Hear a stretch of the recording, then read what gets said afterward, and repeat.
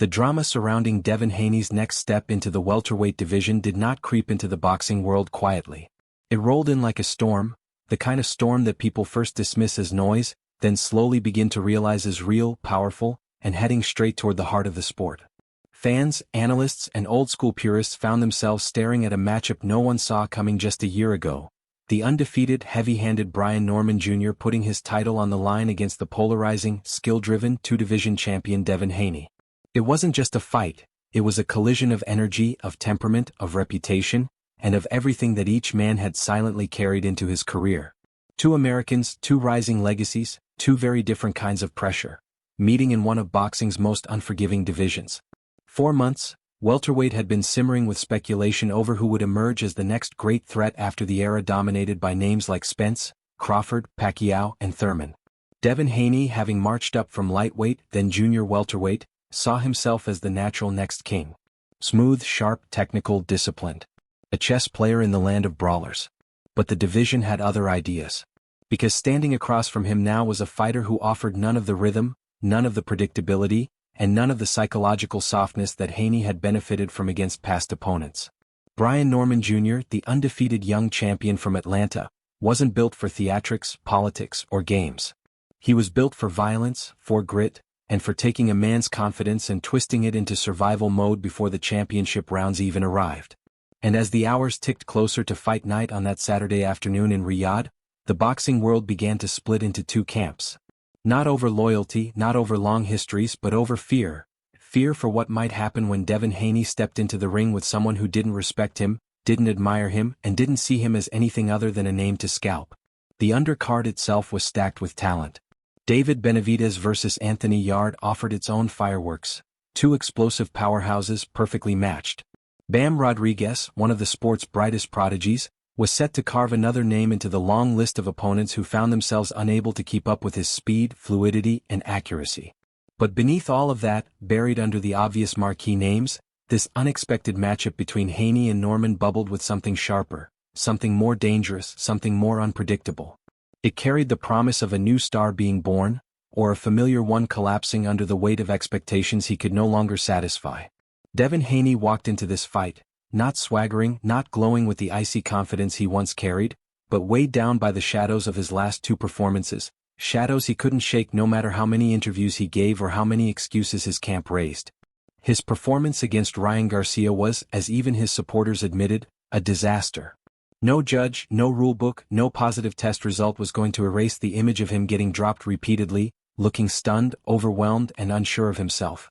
That performance didn't age well either, because Ryan Garcia walked into his next fight and lost to Rolly Romero, a man many believed he should have beaten without struggle. So suddenly, the narrative was no longer Ryan was unstoppable that night. It became, how did Haney look that bad against someone who couldn't beat Rolly? The answer was complicated, uncomfortable, and most of all, damaging. Then came the Jose Ramirez fight, a night that magnified every concern and silenced every excuse. Haney didn't look tactical. He didn't look composed. He looked afraid. He circled the ring like a man running from something only he could see, jumping in and out of range without intention, grabbing at every opportunity and refusing to sit down on any punches. The lack of fire was impossible to ignore and fans felt it. His critics didn't have to stretch or exaggerate.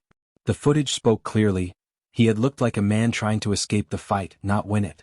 Which is why stepping into the ring with expression unchanging. A stare that cut through every attempt at showmanship. A presence that felt like it was saying on borrowed bravado. For years, fans noticed he mimicked Floyd Mayweather's language, cadence, and swagger. But now, facing an opponent who wasn't impressed by any of it, the imitation felt transparent. When Haney delivered familiar lines, "You violate, I demonstrate, reach, I teach," Norman cut him off instantly. Be yourself. Stop pretending. Stop hiding behind someone else's identity. It was a call-out that ran deeper than the words exchanged on stage. Because the real fear wasn't that Haney was copying Floyd's phrases, it was that he might also be copying his style in the ring without the instincts, without the timing, without the improvisational genius that made Mayweather untouchable. A copied rhythm is easier to break. A copied style is easier to predict. And Norman looked like a man who already saw the cracks. Experts began predicting something far more dramatic than a competitive decision. They began predicting a stoppage. Not because Haney lacked skill, everyone knew he could box, but because he seemed lost, disconnected, and unsure of himself in the moments when fighters need to summon their true identity. If Norman could cut the ring off, if he could force Haney to stay in the pocket, if he could remove the escape routes, if he could turn the fight physical rather than tactical, then Haney's habits, jab, grab, spin, repeat, would fail him. And once those habits failed him, there would be nowhere left to hide. Haney's move to 147 pounds brought new problems. He wasn't a natural welterweight. He was still filling into the frame. Sitting down on punches became harder. Bouncing around the ring for 12 rounds became harder. Clearing space became harder. The weight that was supposed to bring him power seemed only to bring him stiffness. And the division he walked into wasn't forgiving. It was filled with born welterweights, thicker, meaner, and stronger. Fighters who didn't respect his resume. Fighters who didn't fear his power. Fighters who didn't believe in the hype. That included Norman. Especially Norman. As analysts replayed the face-off footage, they couldn't help noting the unsettling contrast between the two men. Haney looked like someone trying to convince everyone, including himself, that everything was fine. Norman looked like someone who had already seen the ending. Someone who believed he was going to walk through Haney. Someone who believed Haney couldn't hurt him. Someone who believed Haney would fold once the fight became physical. The perception only gained traction when people revisited Haney's resume. His bright moments, Linares, Kambosos, Prograis, now stood under harsher scrutiny. Linares hurt him badly. Kambosos was overwhelmed more by speed than punishment. Prograis was worn out before the first bell. Everyone could see it. Then came names like Gamboa, who was past his prime, Antonio Moran, who never posed serious danger, and Ryan Garcia, who didn't even take boxing seriously and still managed to beat the confidence out of him. Norman was none of those men. He was younger, hungrier, fresher, and meaner. He wasn't coming to survive. He was coming to take. The prediction that emerged among, not because they hated Haney, not because they wanted a new star, but because the signs in front of them were too sharp to ignore. Haney looked fragile. Norman looked unshakable. The momentum was one-sided. The danger unmistakable. Some insiders whispered that Haney hadn't really wanted this fight, that he had been cornered into taking it, that he needed something big after the Ryan Garcia embarrassment, that he needed credibility, that he needed a champion with a belt to restore the image he had lost. But needing something and being ready for something are not the same. Norman was not the name to rebuild against. He was the name that tested foundations. And if those foundations had cracks, well, then this fight would expose every single one of them. Observers saw something else too. The mood in Haney's camp didn't feel like the mood of a confident team. It felt like the mood of a camp hoping everything would somehow go right. That Norman wouldn't cut the ring off. That Norman would fall for traps. That Norman would get reckless. That Norman would let the fight drift into a decision. But Norman didn't seem built to drift. He seemed built to take control and hold it. As fight week unfolded, the tension in the air thickened. People began using phrases like trap fight, dangerous matchup, and career-changing night. Fans debated whether Haney had the heart, the chin, and the power to deal with a fighter who didn't respect him.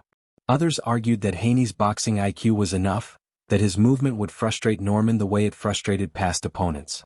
But even those hopeful predictions felt uncertain. Because Haney didn't look like the man he once was. The confidence that used to carry him, the confidence that made him look like he knew something others didn't, had been replaced with something hollow. Something forced. Something fragile. And in contrast, Norman looked like everything Haney wasn't. Solid. Grounded. Hungry. Focused. Unmoved. By the final face-off, the difference was undeniable.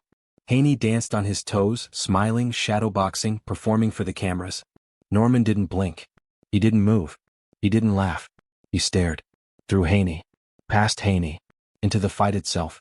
It was the kind of stare that doesn't come from confidence alone. It comes from clarity.